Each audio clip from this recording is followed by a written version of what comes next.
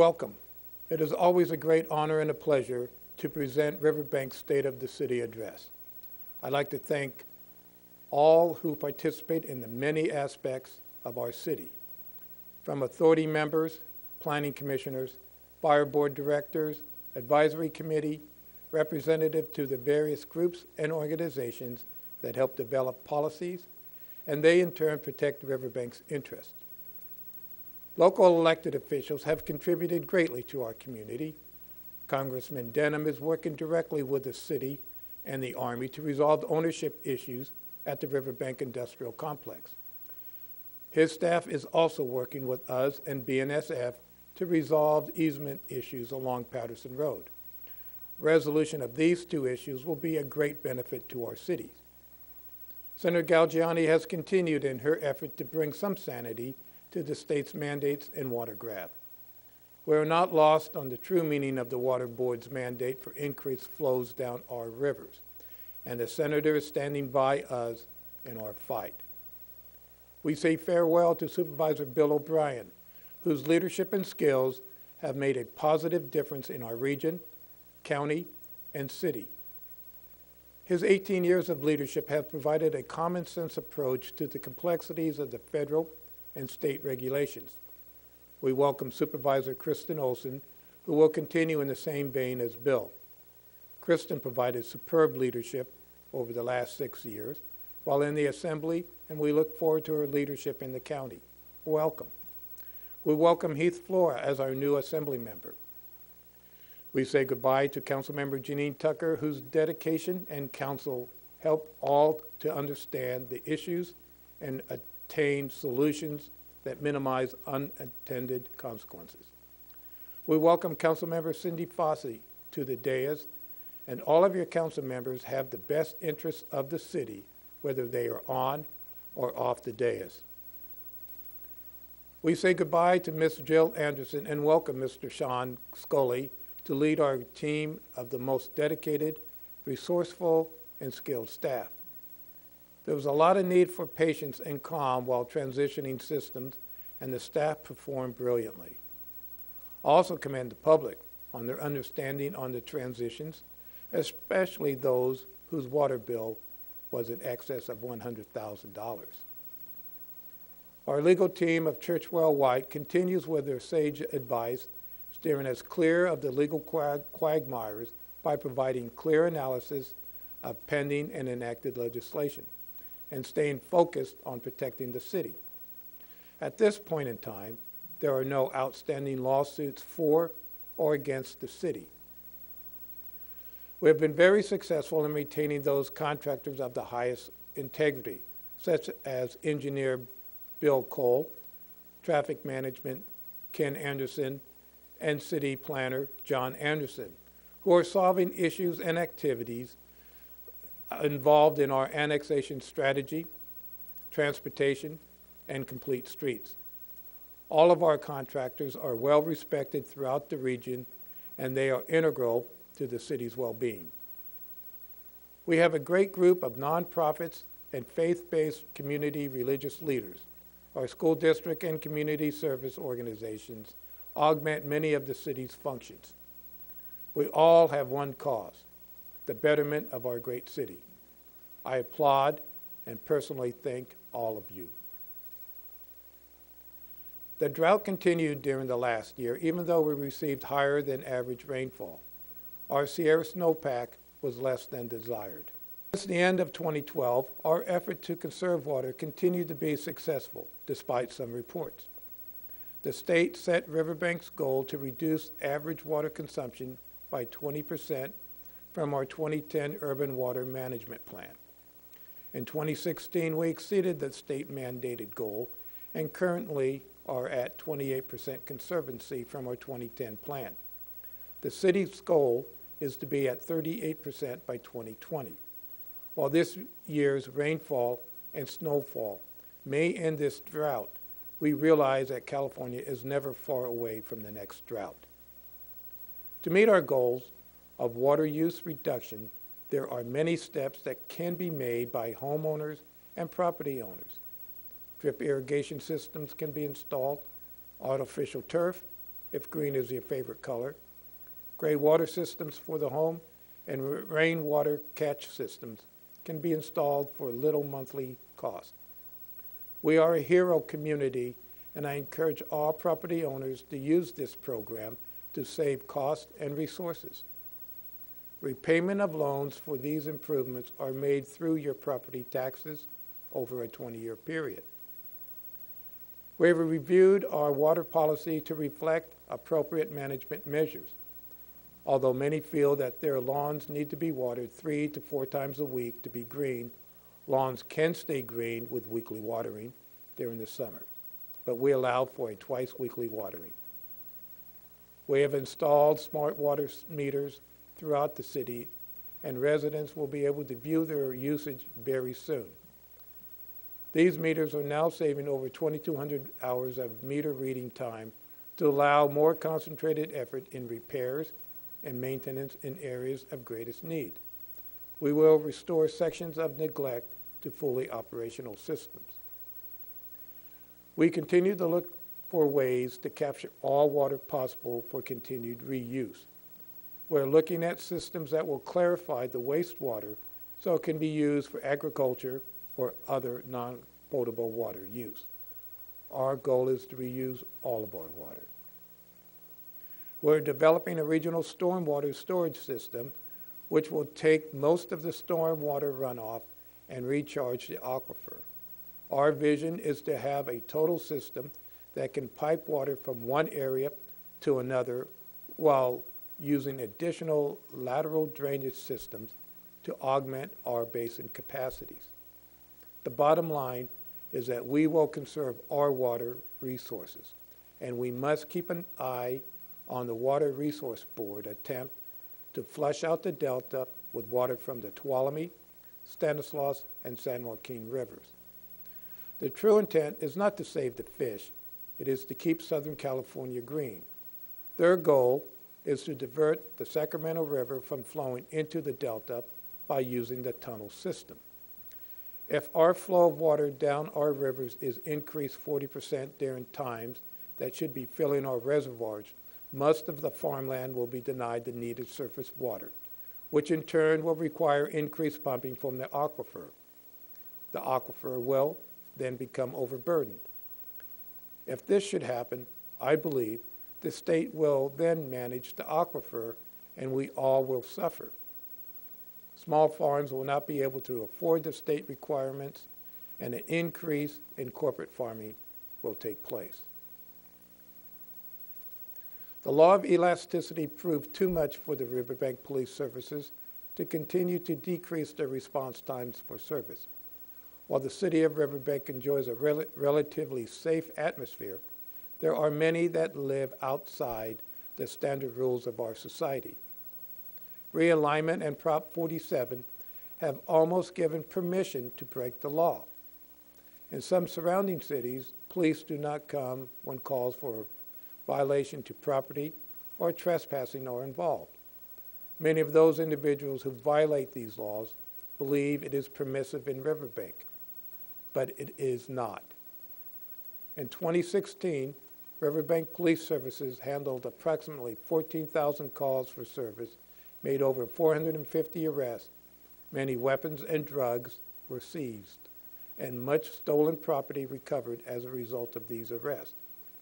Despite having one of the lowest staffing ratio in the county and a consistent number of annual calls for service, over the past few years, Riverbank Police Services patrol deputies have consistently provided a much higher response with average response time under 3 minutes and 35 seconds. Riverbank Police Services realizes that as our challenges are much greater and difficult to contain. Our continued success as a community are largely dependent upon timely and effective communication and its resulting response. Riverbank Police Services' continued use of Nextdoor.com and Facebook has proven to be a fantastic tool in pushing information out to the public. They have used it in matters ranging from solving armed robberies to simply pushing out informational bulletins advising about the latest scams. They will continue to use this medium when it comes to informational exchange. While there are many wrongful activities that are not considered dangerous, violent, or predatory, I urge our state legislators to help put the term criminal back into criminal acts. There has to be consequences for behavior that violates rights, property, and safety of our citizens. There are several initiatives that can be bipartisan and substantive being discussed now. Let's not let this opportunity slip by. Our police services will continue to invest in technology as this is a sound solution to sustaining productivity when challenged by staffing shortages. The police services was able to secure over $62,000 grant for the city from the San Joaquin Valley Air Pollution Control District. With those funds, the police secured 3 zero-electric motorcycles that are environmentally friendly, stealthy, and have very low operating and annual maintenance costs associated with them when compared to traditional combustion engine motorcycles. The Zeros will be used primarily for traffic enforcement. However, they will also be utilized for proactive patrols in our parks, alleys, business complexes, and residential areas.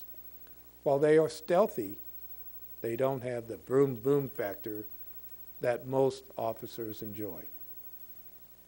We all have compassion for our fellow human beings, and that compassion extends to concerns for the health and well-being for those in need. The homeless and homelessness is being addressed by this community. There are activities that can help the homeless on an institutional and individual level, but there are realities in that the city of Riverbank does not have the ability to tend to the needs of the homeless. And individuals tending to the wants of the homeless are not necessarily providing the best tools to end homelessness. The county has agreed to provide services to our community for those who are involved at risk of becoming homeless and those who are homeless. Passive panhandling may be considered a form of free speech and should be conducted in a safe and non-obstructive manner. Aggressive panhandling can be frightening to the shoppers and passerbys and should not be visited upon our citizens. Panhandlers are now knocking on doors asking for money. We will not allow panhandlers to accost individuals and interfere with people's activity. Urban camping is becoming a sanitary concern, and this activity should be abolished within our city limits. Public defecation and urination should not be tolerated and should be considered illegal. If the individual is not sound of mind, we should direct them to institutions that can help them with counseling and provide medical treatment. Loitering on sidewalks interfere with pedestrian traffic. Sitting on, sleeping on sidewalks should be prohibited. Reports from our citizens indicate homeless are walking the streets. That in itself is not a crime. However, going through unlocked cars or taking property is illegal and will be addressed. We must address the activities from those residents of care home facilities that are unsafe or illegal. Over the last few years, residents from care homes in Riverbank were wandering in the streets and have been struck by vehicles. These collisions have resulted in serious injury or death. While wandering in the alley, one care home resident murdered another. Care home providers must be accountable for those entrusted in their care. While I'm not an expert in this system, I do know some of you have been awakened with knocks on your door or people from these facilities coming into your home for a visit. I ask our legislators to update the regulations for these facilities, provide clearer guidelines, and provide boundaries for providers and law enforcement to protect the community while providing the proper care to these residing in care homes. Because, after all, helping to ensure basic safety should be factors into the act of caretaking. Californians believe we are smarter and wiser than anyone else. The passing of Proposition 64, the Adult Use of Marijuana Act, recreational use of marijuana will, proponents believe, have very few impacts because we are more responsible. In the real world, the selling and growing of marijuana will consume a large portion of our activities this year as we weigh the impending impacts on our community and how to best mitigate them.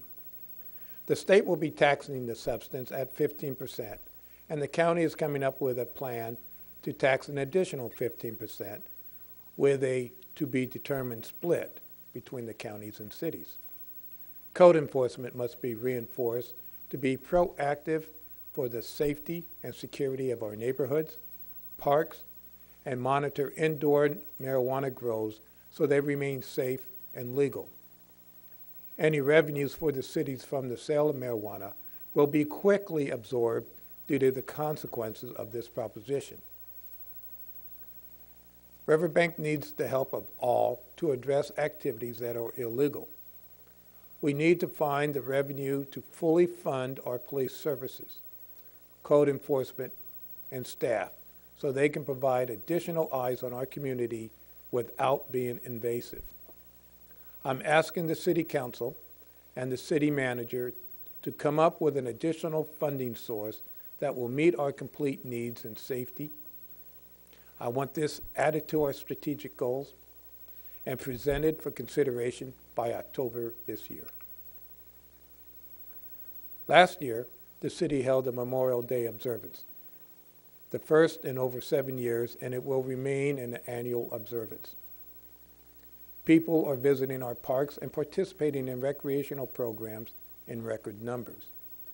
Parks and Recreations opened the additional overflow parking lot at Jacob Myers Park and installed additional picnic areas in the back section of the park. Gazebo activities have significantly increased and controls were placed in order to coordinate access.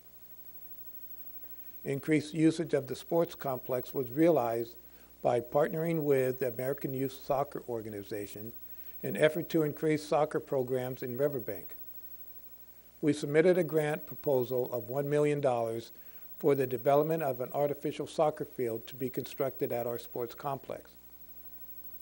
Our 40th annual Cheese and Wine Exposition was a success and will continue at least for the next few years. We conducted our annual financial review where, again, we looked out to the next 5 years, identifying our revenue sources and our obligations. We analyzed the threats to our income as well as our opportunities to increase revenue sources. Our Assistant City Manager and Director of Finance identified a number of additional concerns that are playing a role in our fiscal balance and continues to be concerns in the following 2 areas. Just 2 weeks ago, the governor said the R word. If the discussion of a recession within a few years is realized, it will have significantly affects the city's revenue with a possible decrease in sales tax by almost 7%, or approximately $200,000 to our general fund. PERS retirement costs will continue to increase significantly in the upcoming years. We're currently paying over $280,000 in unfunded liabilities to CalPERS, and their recent investments are reported to be less successful than anticipated, which lowered our discount rate to 7%, meaning an additional increase in contributions is expected of the general. The city's reserve is designated towards emergencies and one-time strategic expenditures. It is the City's Council's purview to accept the lower reserve level, but at some point we'll need to replenish this reserve given the anticipated deficits in future fiscal years, and especially if a recession is to occur.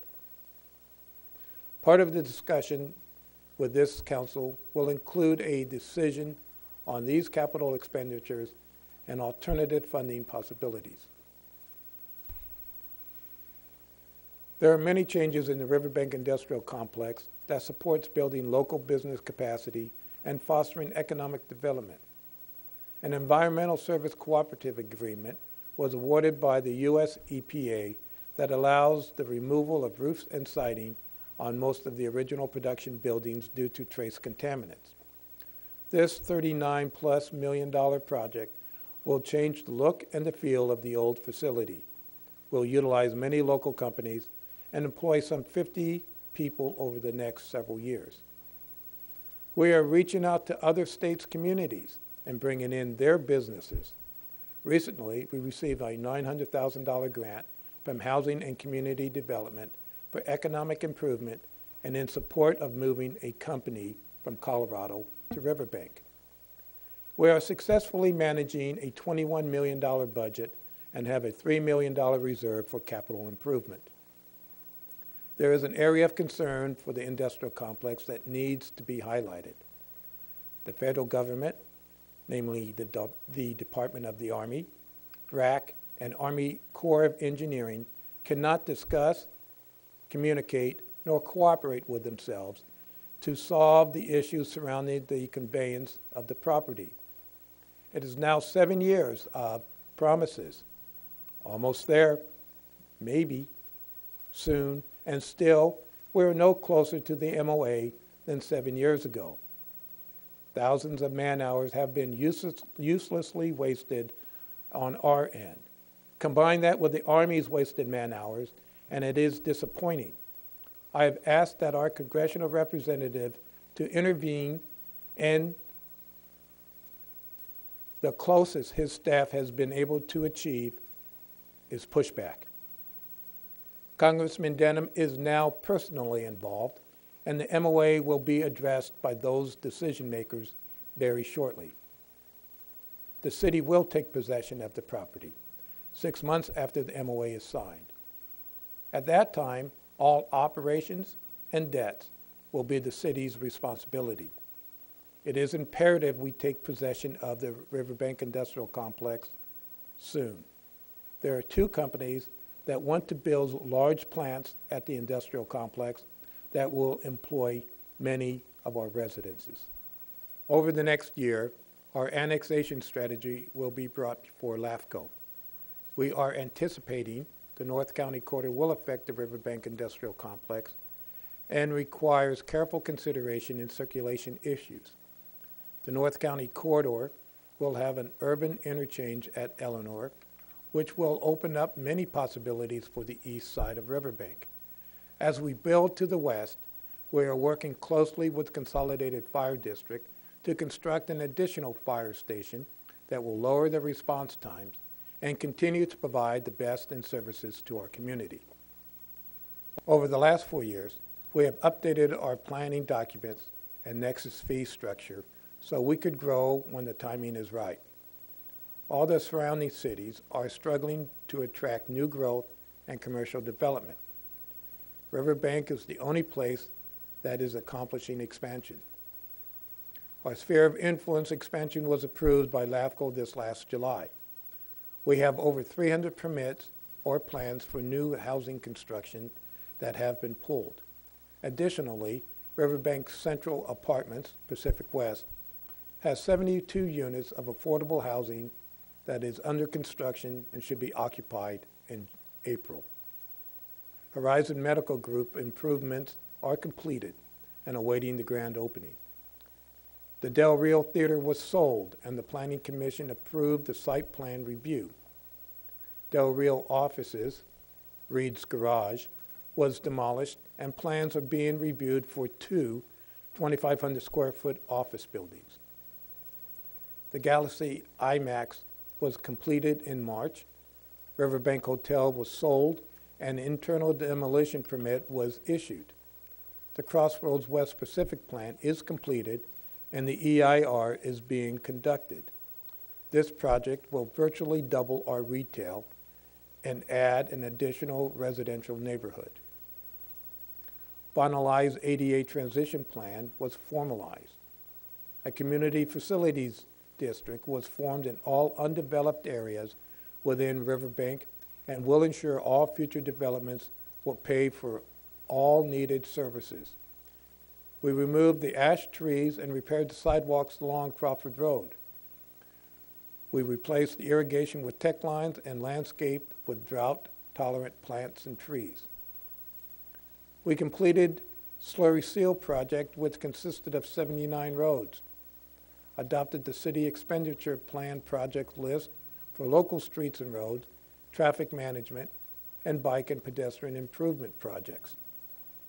Measure L passed at 71.5%, and I thank all that approved this measure, and it will have a positive impact on our streets and roads. Many of our projects' costs will not only be absorbed by the sales tax, but additional funding from the state and federal programs can make these projects the highest of quality. Our roads, sidewalks, bikes, and pedestrian paths plans will become reality. We're actively seeking a resident of Riverbank to participate in the Measure L Oversight Committee to ensure we do what the measure is designed to do. I have pointed out what we are doing with great pride. There are areas still need attention, work, and yes, money. I chose to deliver the State of the City address in the community center to highlight the needs for updating this facility long ago, but there was no funding to do so. Our staff, namely Sue Fitzpatrick, is looking at OPM, that is, other people's money, to upgrade this facility, the pool, parks, City Hall, well, the buildings of City Hall, Scout Hall, and many other buildings in need of work. She has been successful in that these buildings are still standing. She is close to securing funds for the improvement of some of these projects. These next few years, we will increase our use in social media.